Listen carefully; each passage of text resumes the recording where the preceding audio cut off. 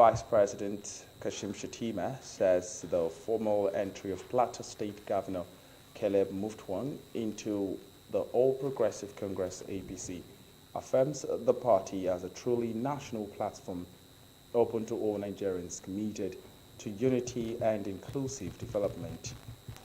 Speaking at the grand reception in Jos, the Vice President described the political realignment as a reaffirmation of Nigerians' shared destiny, stressing that APC remains a destination for all believers in a united future.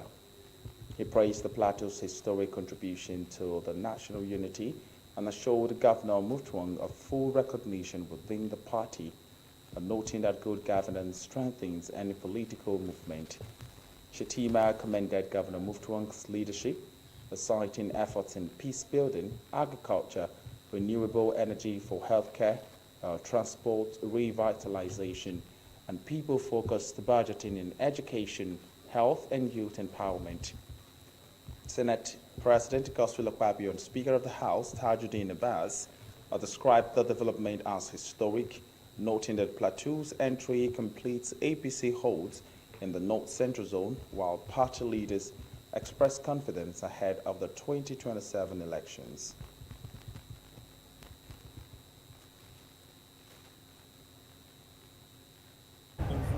I stand before you with a profound sense of respect for Plateau State, the home of some of the visionaries who define Nigeria.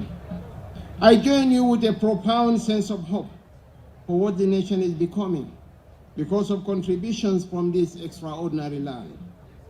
Plateau is a reminder that what powers us, what powers every nation is unity. A unity rooted not in sameness, but in shared purpose. It is on that basis that we gather here today. It is therefore not surprising that the man who held Nigeria together at its most challenging hour, during the darkest hours of the Civil War, came from this beautiful state. Our own beloved father, General Yakubu Gowon. In him, Plateau gave Nigeria a leader whose strength lay in reconciliation and whose legacy reminds us that nations survive not by conquest, but by healing.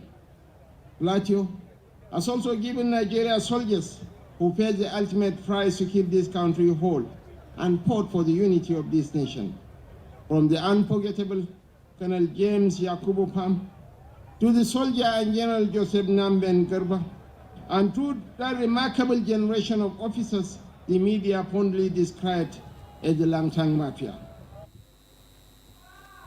In another development, the Vice President Kashim Shettima will on Wednesday, January 28, 2026, launch a new learning and empowerment fund aimed at unlocking the potential of Nigerian women, youth, and children. The event will hold at the State House Conference Center in Abuja. The initiative convened by the Office of the Vice President in partnership with Sterling One Foundation, the United Nations System, and the partners forms part of the African Social Impact Summit 2026 High-Level Policy Engagement, with the theme calling actions driving inclusive growth through policy and innovation. The engagement will bring together over 200 senior leaders from government, the private sector, development institutions, civil society, and the diplomatic community to advance our sustainable development goals. Key highlights include the launch of the Nigerian Foundational Learning Fund and the Business Coalition for Education, aimed at improving literacy and numeracy and addressing the challenge of out-of-school children. And also to be unveiled is the Women and Youth Financial and Economic Inclusion Nigerian Platform, positioning Nigeria as the first implementation hub of the American Union's WYFEI program. Speaking ahead of the event, the Vice President Shettima said that Nigerians' prosperity depends on effective mobilization of public institutions, private sector actors, and development partners around shared national priorities. Abuja. This event will host 300 private sector leaders, chief executive officers, and policymakers, and of course, development stakeholders, for us to creatively, collaboratively chart a path forward to implement the communiques from the Africa Social Impact Summit that we've hosted in Lagos so far over the past 4 editions. The theme for this convening is scaling action, driving growth through inclusive policy and innovation. President Bola Tinubu has requested the Senate's approval for a series of judicial reforms aimed at increasing the number of judges across the key courts in Nigeria. And at the resumption of plenary on Tuesday, the Senate President, Senator Godswill Akpabio, read a letter from President Tinubu in which he requested an amendment to the Court of Appeal Act to raise the number of justices from 70 to 110. The President cited the need to strengthen the court and address the growing volume of cases. He also transmitted a bill seeking amendments to the Federal High Court Act to increase the number of judges from 70 to 90 and up from the original provisions of 50 judges. President Tinubu urged the Senate to give the bill expedited consideration. The proposed amendments were referred to the Senate Committee on Rules and Businesses for further legislative action. In addition to the proposed increases, the President sought a Senate confirmation of the appointment of Justice Oyewole Joseph Kayode as a Justice of the Supreme Court of Nigeria. The Senate also received the Court of Appeal Amendment Bill proposing the establishment of an alternative dispute resolution center to facilitate the settlement of appropriate cases outside the traditional court system.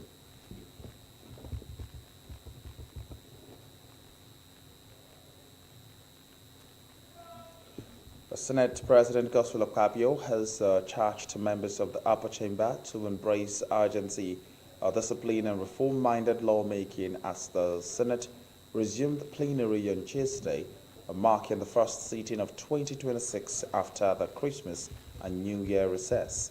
In a welcome address at the chamber, Akpabio reminded senators that the 10th Senate was entering the decisive phase of its tenure. With less than 1 year and 5 months left in the current legislative cycle, the former Akwa Ibom governor stressed that the period ahead must be deliberately reform-driven, urging lawmakers to focus on legislation that delivers tangible national benefits. Akpabio said the concluding phase of the Senate works should also be defined by institutional order and completion of pending legislative tasks, rather than the volume of bills passed. The Senate President also urged the senators to reflect on the long-term implications of their decisions and the kind of nation they would leave behind. Addressing the immediate legislative priorities before the Senate, he said the lawmakers were expected to move swiftly on key national assignments, particularly the budgets.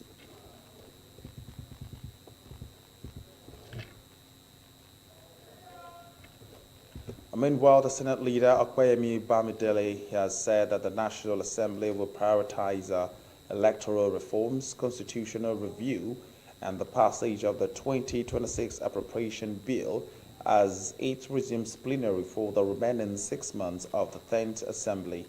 Bamidele disclosed this in a statement on Tuesday to outline the legislative agenda of the Assembly as it enters the final phase of its 4-year tenure, noting that out of the 48 months constitutionally allotted to the 10th National Assembly, and only 10 months remain, stressing the need for swift but considered legislative responses to Nigerians' economic, political, and Nigerians' economic governance challenges. According to him, the Assembly has spent the last 32 months pursuing far-reaching reforms aimed at repositioning Nigeria from an extraction-dependent economy to a diversified and globally competitive one. Bamidele reviewed that the Assembly will devote a significant attention to the scrutiny and passage of the 2026 Appropriation Bill valued at 58.47 trillion naira, which President Bola Ahmed Tinubu presented to a joint session of the National Assembly on December the 18th, 2025.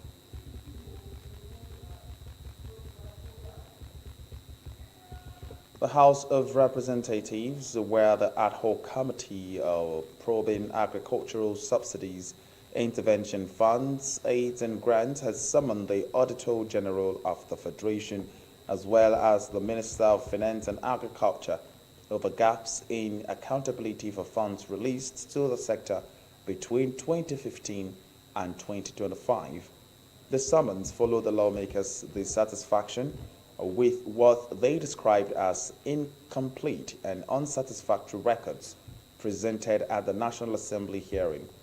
Committee Chairman Jamo Aminu insisted that the absence of comprehensive audit reports undermines efforts to track the sportsmen's utilizations and outcomes of programs meant to boost food production and curb the rise in food prices, while a Deputy Director in the Auditor General's Office, Mohammed Adamu, blamed delays and the non-availability of key documents from the Ministry of Agriculture and urged an expanded probe to include both supervising ministries. The committee directed all concerned officials to appear on February the 3rd, a warning that failure to comply would attract legislative sanctions. No, we are, and your report did not show figures and so on. There was a report to you.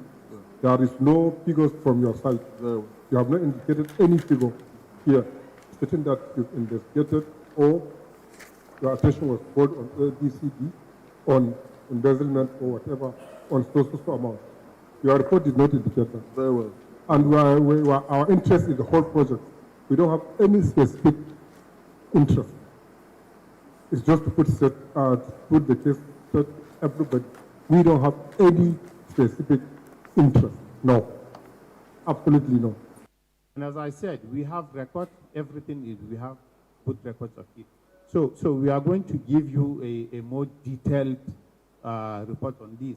While you see some of them, like the AADS, we said access, that's the name of participating financial institution, and then the net disbursement under access, we just gave an amount, is because under that access, we didn't just disburse the 4.6 in one tranche. So it's going to have multiple dates, and because we want to give you a data that will be not smaller, but a compressed data that will show you what you really want. Because under access, we can have 20, 30, or even 40 rows. We disburse 1 naira on this date. On the 7th of October, we disburse this, and then so we try to avoid that duplication of entries. That's why we made it that way. But we can give you, we can provide the. And in their financial statement, I'm not sure whether they have submitted their financial statement to my office, but it is another department that is in charge of that. When I get to the office, I will go and confirm if they have submitted the account for this year to our audit. Whether this intervention was declared or was captured in the financial statement. The Federal High Court in Abuja on Tuesday struck out an application filed by the convicted leader of the indigenous people of Biafra, IPOB, Nnamdi Kanu, seeking his transfer from the position in Sokoto State. The court, in a ruling that was delivered by Justice James Omotosha, held that the application was incompetent. Kanu, who was sentenced to life imprisonment by the court on November 20th, 2025, contended in a motion that he personally signed that his detention in the Sokoto Custodial Center would hamper his ability to effectively appeal his conviction. And in the 8 grounds, he raised the support of the motion ex parte that embattled the IPOB leader, noted that the court, after finding him guilty of the 7 count counter-terrorism charge preferred against him by the federal government and sentenced him to life imprisonment in any correctional facility in the country except Kuje Correctional Center in Abuja. Kanu maintained that it would be in the interest of justice for him to be transferred to a facility near Abuja to enable him to effectively prosecute the appeal.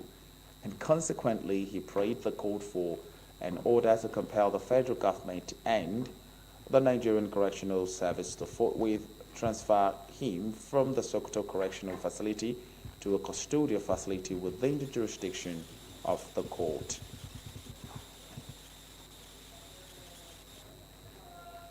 The national grid on Tuesday recorded its second collapse in 2026 as data showed a 0 megawatts of power supply to the 11 electricity distribution companies.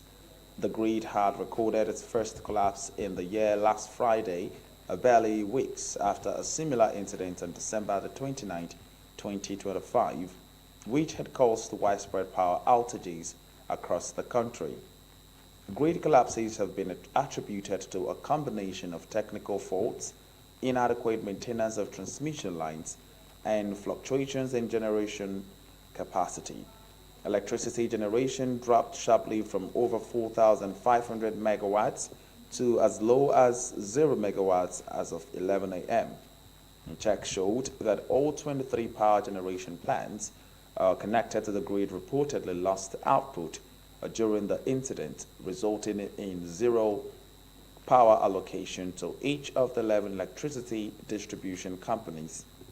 The cause of the collapse could not be immediately determined, and officials of the Transmission Company of Nigeria had yet to issue a detailed statement at the time of filing this report. The First Lady of Lagos State, Dr. Ibijoke Sanwo-Olu, has flagged off a statewide measles, rubella, and routine immunization campaign aimed at protecting the children and adolescents from vaccine-preventable disease across all local government areas and local council development areas in the state. During the Sanwo-Olu made this known during the flag-off ceremony in Ibeju-Lekki, noting that the week-long integrated campaign will run until February the 5th, 2026, represented by the wife of the Deputy Governor, Oluremi Hamzat.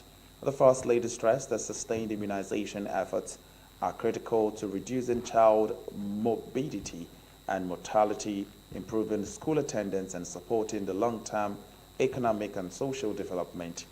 The chairman of Ibeju-Lekki local government area, Mr. Sisan Oloa, described the routine immunization as a proven and effective intervention against disease such as polio, tuberculosis, whooping cough, diphtheria, cervical cancer, and others. And also speaking, the Permanent Secretary of Lagos State Primary Healthcare Board, Dr. Ibrahim Akinwumi Mustafa, said the campaign aligns with the national and global immunization goals with a focus on preventing measles and rubella, 2 highly contagious diseases with serious public health implications. To flag off the introduction of the measles and rubella MR vaccine into the routine immunization program of Lagos State today. This moment represents a public health milestone and a strong statement of our government commitment to the well-being and future of our children. Under the purposeful leadership of Mr. Governor, Mr. Babajide Olushola Sanwo-Olu, healthcare in Lagos State is firmly recognized as a right, not a privilege. Guided by the Teams Plus agenda, this administration has made strategic investment in primary health care, maternal and child health, and preventive health care as the foundation of resilience and inclusive health system. Across our health district and local government, we have witnessed the rehabilitation and expansion of primary health care centers, development of modern medical equipment, digital health system, renewable energy solutions, and continuous training and motivation of frontline health workers. Programs such as free maternal care, routine immunization, Ilera Eco, and nutrition initiatives have significantly improved maternal and child health care outcomes, leading to reduced infant and maternal mortality rate. Our children. You know that these children, they are the future of Lagos. And so a healthy citizen is a healthy state. So by doing this, it enables our young ones to grow and reach their full potential.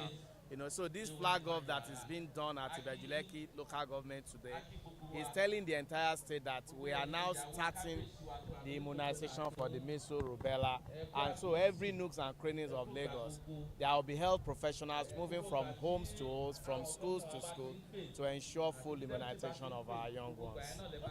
Lagos, think eradication of childhood diseases, think eradication of measles, rubella, and as we move forward, we want all of us to ensure that the story of the future generation is better than what we have now. So that as Lagos, we have the chance to protect our children, and we don't hesitate to do this. The Lagos State Task Force has apprehended a woman, Alimat Yusuf Ido, aka Ashabia Lagbo, alongside one Ola Sanjay Aliu and other individuals who are currently at a large for their involvement in the legal sale of stickers to commercial vehicles and unpainted vehicles, popularly known as Kabu Kabu, as a means of evading arrest and sanctions after traffic violations within the Lagos metropolis. In a statement, the Director, Press and Public Affairs of Lagos State Task Force, Badion Abdurrahim, said the arrests were carried out across several strategic locations, including Oshodi, Isolo, Mushin, Apapa Mile 12, Apapa Expressway, Yanukbaja, Ablegba, Legbo, and other parts of the state to track down their agents and distribution channels. Preliminary investigations revealed that the suspect specialized in issuing various branded stickers falsely presented as legitimate authorization to operate without being accosted by law enforcement agencies, particularly the Lagos State Task Force, during the routine enforcement and compliance operations. Further findings show that the stickers bore the names and logos of transport unions, related brands, unauthorized local government area stickers, unregistered transport association emblems, as well as fake enforcement and compliance stickers produced by private individuals and loud syndicates.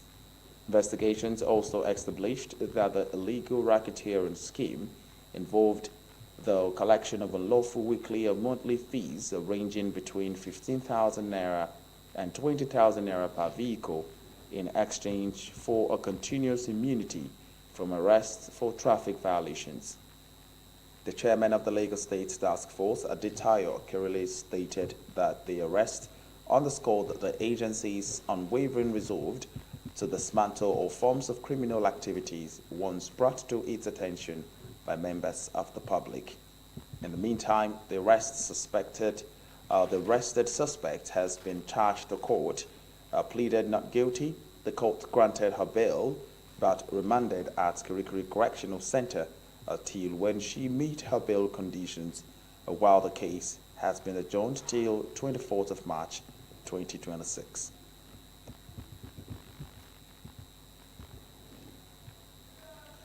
The Lagos State government has pledged uninterrupted vehicular movement and public safety during the ongoing rehabilitation of the 20-kilometer Lekki-Egbe Expressway.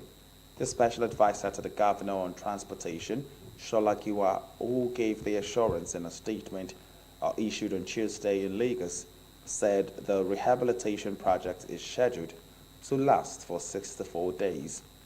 He stated that comprehensive, strategically coordinated traffic management measures have been implemented to reduce inconvenience throughout the construction period. In addressing the Lagos State Traffic Management Authority personnel, Agiwa clarified that the rehabilitation would not require closure of the expressway.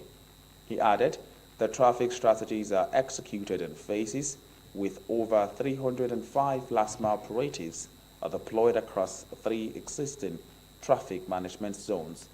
He said that he expanded deployment will ensure a smooth traffic flow, a rapid incident response, and strict enforcement of traffic regulations.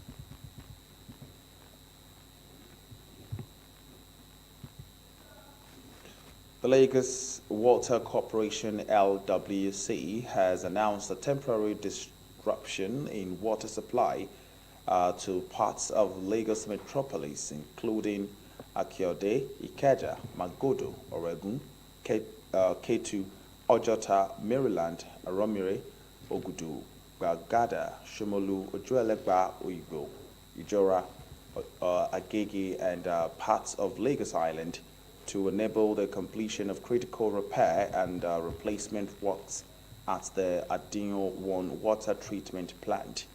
The Deputy Director of Public Affairs Unit, Lagos Water Corporation, Kende Fasholong, in a statement on Tuesday, said the planned repair works are necessary to address leakage under ND 1600 meters Adinyo raw water pipeline located at the Akute intake station.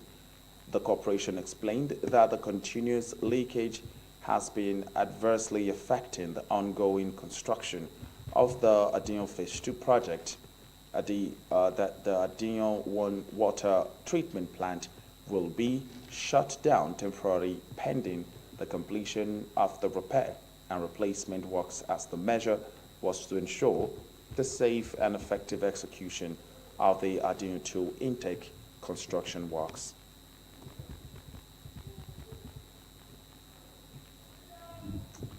Still in the southwest of Nigeria, the Ekiti State Police Command has recorded a major operational success in its ongoing fight against crime across the state. Police uncovered an illegal baby factory in Ikere Ekiti, where a 43-year-old woman and 4 accomplices were arrested. 6 children believed to be victims of exploitations were rescued, while the medical items used for illegal deliveries were recovered from the premises. In another breakthrough, police dismantled an armed robbery and car snatching gang, arresting the key members and recovering the stolen vehicles, fabricated master keys, and fake vehicle number plates. The command also arrested a notorious cattle rustling kingpin, wanted across Ekiti, Kwara, and Kogi State. And in separate operations, a total of 558 rustled cattle were recovered, with 16 additional suspects arrested from the forest hideouts. The police further arrested a suspect linked to a serial burglary and the theft of MTN SIM registration devices valued at 13 million naira. The Commissioner of Police, Joseph Iribo, says that all suspects will be charged to court as the command intensify intelligence-led operations to sustain peace in Ekiti State. Of the cattle. On the 24th of January 2026 at about 08:30 hours, the command received credible tip-off that one Oluwadare Onyishi, a 43-year-old woman, runs an illegal baby factory alongside 4 other suspects somewhere behind Inisa Hotel and Suite along Ekiti Road, Ikere Ekiti.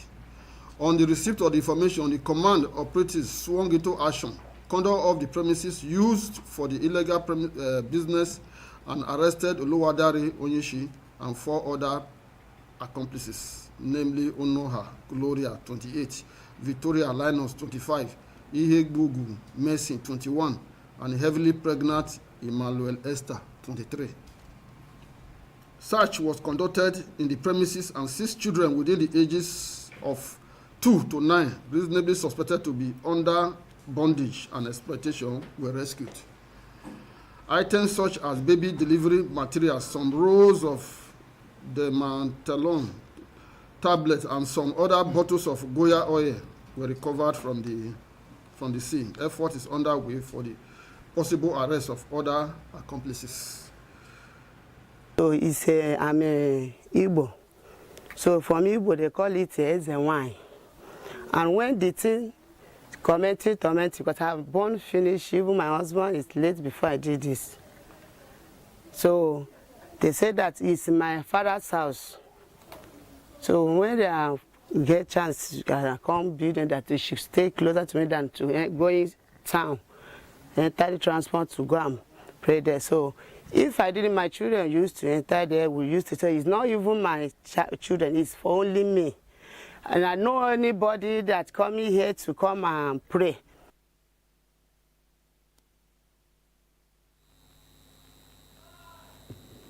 And that's it on the local news. We'll now take a short break. When we'll come back, we'll give you some stories from the foreign scene.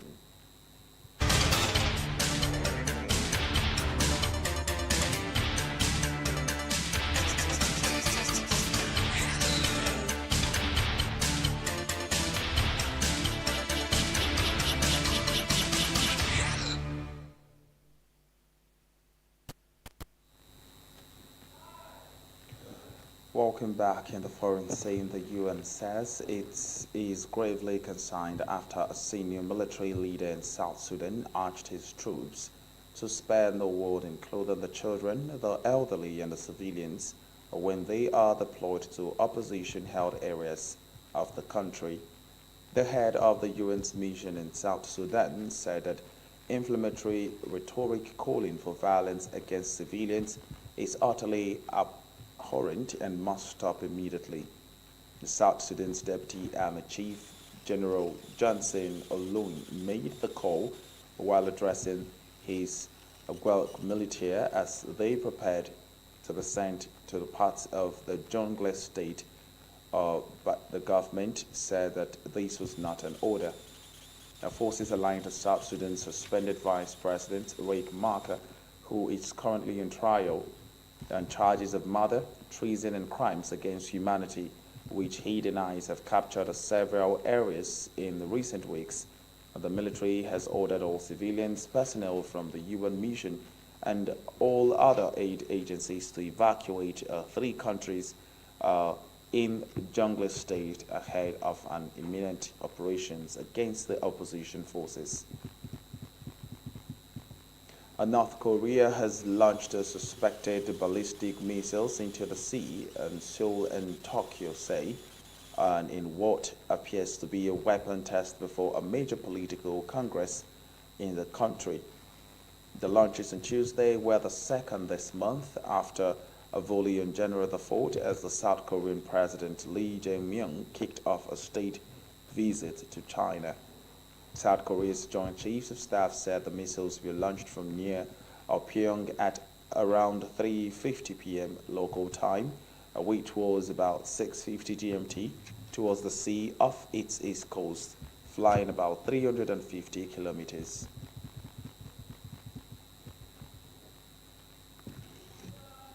Firefighters in the Australian state of Victoria are battling at least 6 major fires as a record-breaking heat wave hits the country's southeast. Several communities have been issued emergency warnings to either evacuate, watch and wait, or shelter in place. Fire officials warn that the situation is changing rapidly and have asked the locals to stay up to date with the latest warnings. The Bureau of Meteorology has said the parts of the state have been seen all-time temperature highs, with one area hitting a high of 48.9 Celsius. Melbourne has recorded a temperature of 41 Celsius. US President Donald Trump has announced he's raising tariffs on South Korean imports to 25% after accusing Seoul of not living up to a trade deal reached last year.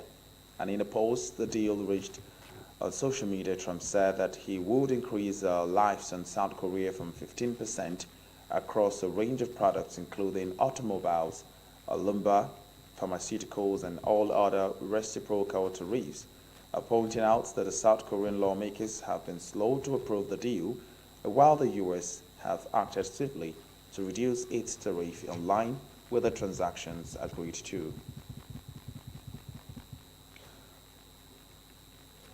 We'll now take a short break. Where we'll come back, we'll take some stories in sport.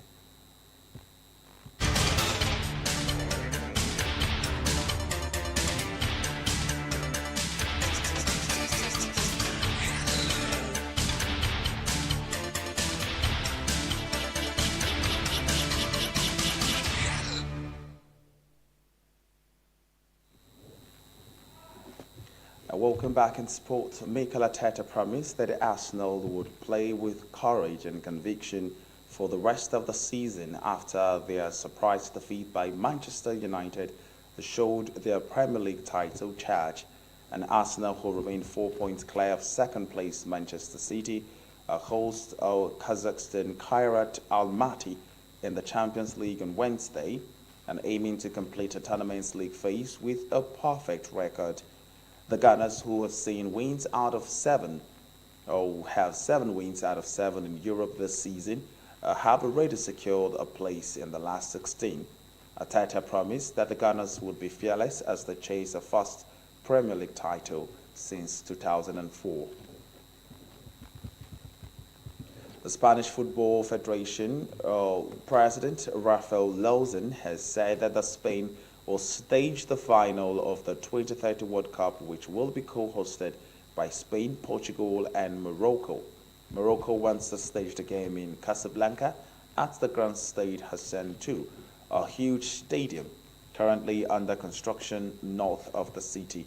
Lawson said at an event organized by the Madrid Sports Press Association that Spain has proven its organizational capacity over many years.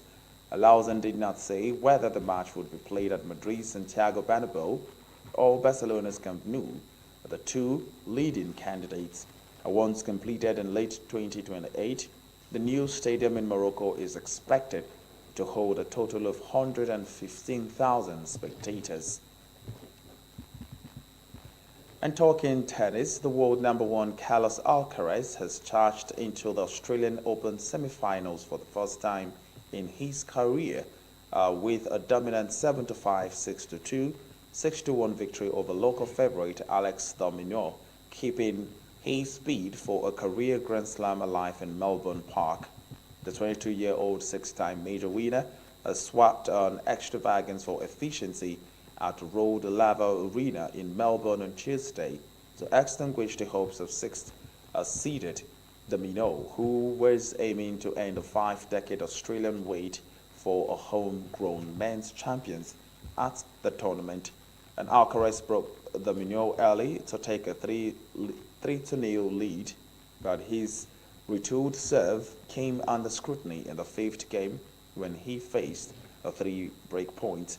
De Minaur retrieved a relentless and broke back to the level before recovering another break in the 9th game and delighting the center court crowd by holding in the next, but some loose points allowed Alcaraz to edge a gripping opening set.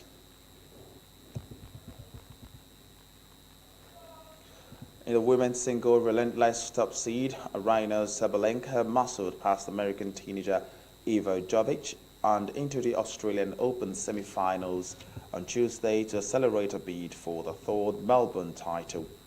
The Belarusian powered home 6-3, 6-0 in blazing heat to set up a clash, and it booked the 27-year-old a 14th career Grand Slam semi-final and a 4th in a row at the season opening major.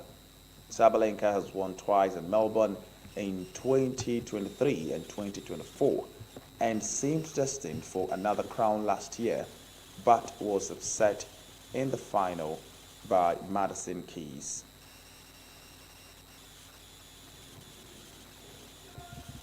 Away from tennis, Rudy Gobert had 15 points and 17 rebounds as the Minnesota Timberwolves defeated the Golden State Warriors 108-83 in a game missing much of its usual star power. The Warriors were playing without a starter, Stephen Curry and Draymond Green, while Minnesota Anthony Edwards was a late scratch to rest and recurring right foot injury. Julius Randle led Minnesota with 18 points, and Bones Hyland chipped in 17. Naz Reid and Dante DiVincenzo each scored 15 for the Timberwolves, who snapped a 5-game losing streak, their longest skid since they lost the 5 straight in December 2022. Quentin Post led Golden State with 13 points.